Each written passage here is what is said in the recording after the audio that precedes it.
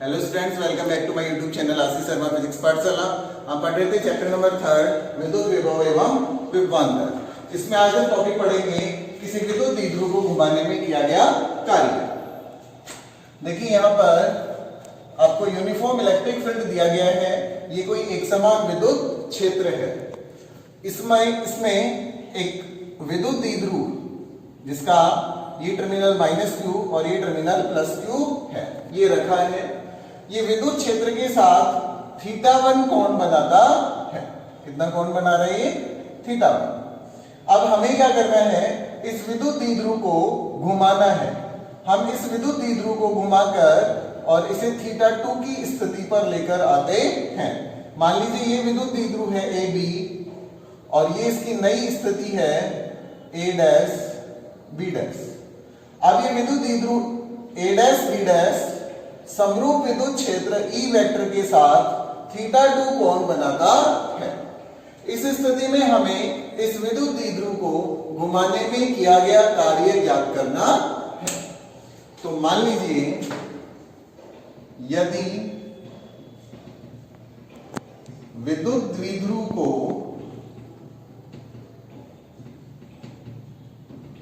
घुमाने में किया गया कार्य BW हो, देखिए अब होता क्या है, यहां ये +q बल है, +q आगे से इस पर एक बल लगेगा इधर की तरफ और इस पर लगेगा इधर की तरफ। ये क्या करते हैं? इस पे एक बल युग्म का निर्माण करते हैं और इस बल युग्म के कारण इस पर बल आघूर्ण कार्य करता है। तो जो कार्य होगा आपके पास, ये किसके बराबर होगा? बल आघूर्ण इंटू कोणीय विस्थापन। क्लियर? कार्य मैंने माना है DW, बल आघूर्ण को हम टॉ से रिप्रेजेंट करते हैं और कोणीय विस्थापन मैंने मान लिया dθ। अतः विद्युत द्विध्रुव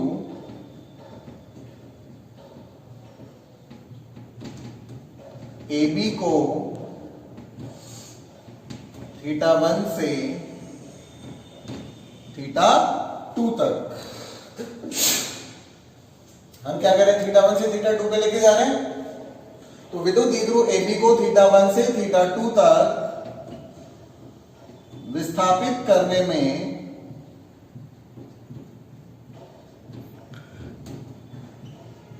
किया गया कुल कार्य। इसके लिए अब हम क्या करेंगे?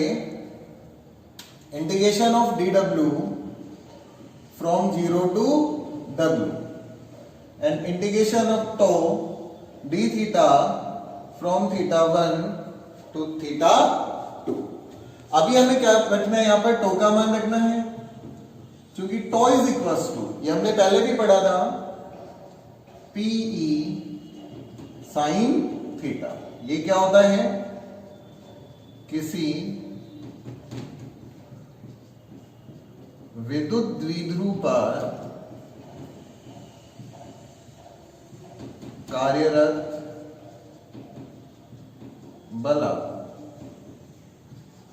ये वैल्यू मैं यहां सब्स्टिट्यूट करूंगा।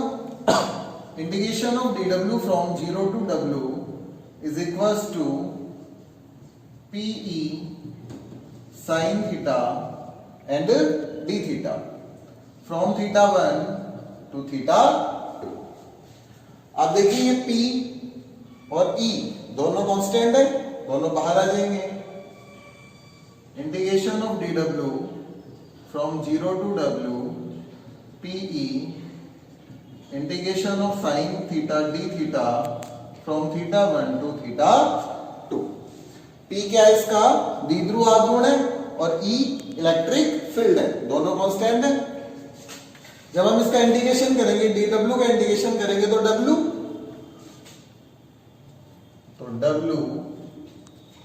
From 0 to w is equals to PE, और साइन थीटा का इंडिकेशन क्या आएगा? माइनस कॉस थीटा, थीटा 1 से थीटा 2 तक। अपर लिमिट रखेंगे, w माइनस 0 का कोई मतलब नहीं है, P इसके upper limit minus cos theta 2 minus cos theta 1। पहले हम उच्च सीमा रखते हैं, माइनस निम्न सीमा, w is equals to PE minus cos theta 2 minus minus plus cos theta 1।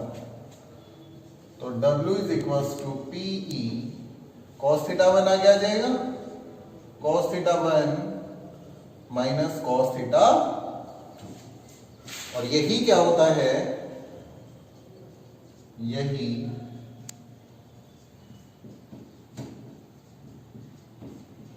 किसी विद्युत द्विध्रुव को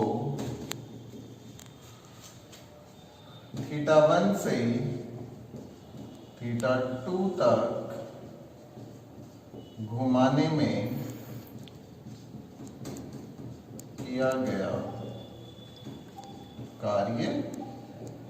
तो बहुत ही सिंपल है, हमने क्या किया, कार्य का फॉर्मूला लगाया, बलागुण इंटू कोणीय विस्थापन, dw is equal to tau into d theta. हमें कुल कार्य ज्ञात करना था, तो we have to integrate, integration from 0 to w, dw is equal to integration from theta 1 to theta 2 tau d theta. तो की वैल्यू हमने सब्स्टिट्यूट की, p sin theta, p constant था बाहर आ गया, sin थीटा का इंटीग्रेशन किया, minus cos theta, value substitute की हमने, theta 2 minus theta 1, minus minus plus हो गया, minus cos theta 2, cos theta 1 आ गया जाएगा, और ये cos थीटा 2। तो w is equal to PE cos theta 1 minus cos theta 2। अब हम इसमें अलग अलग स्थितियों की बात करेंगे। केस फर्स्ट, यदि विद्युत द्विध्रुव को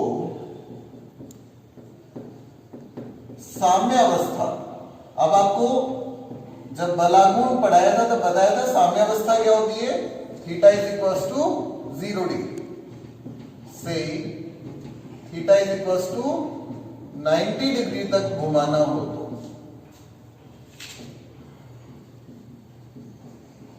किया गया। देखिए क्या आ जाएगा, w is equal to PE cos theta 1 की जगह हमें कितना लेना है, 0 डिग्री, और थीटा 2 की जगह 90 डिग्री। तो w is equal to PE, ये कितना आ गया 1 माइनस cos 90 की वैल्यू कितनी आ गई आपके पास, 0। तो w इज इक्वल टू कितना आ गया आपके पास, P। इसी प्रकार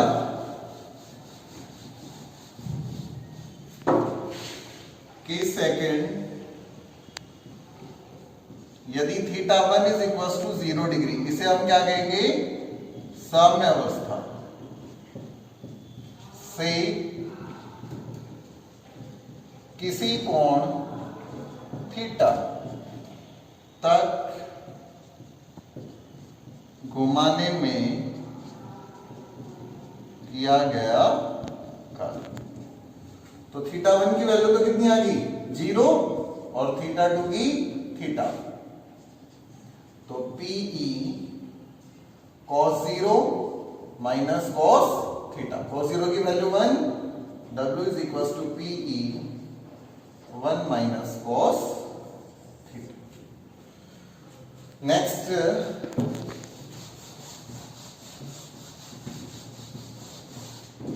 केस थर्ड, स्थायी साम्य अवस्था से अगर आपको दे दिया जाए कि स्थायी साम्य अवस्था का मतलब है थीटा 1 इज इक्वल टू 0 से अस्थायी साम्य अवस्था। तो अस्थायी साम्य अवस्था का मतलब होता है theta 2 is equal to 180 degree तक घुमाने में किया गया कार्य। क्या आ जाएगा, W is equal to PE cos 0 minus cos 180। PE cos 0 की वैल्यू 1 माइनस cos 180 की value -1। PE 1 plus 1, W is equal to 2P। तो ये था किसी विद्युत द्विध्रुव को घुमाने में किया गया कार्य एवं इससे संबंधित भिन्न भिन्न स्थितियां।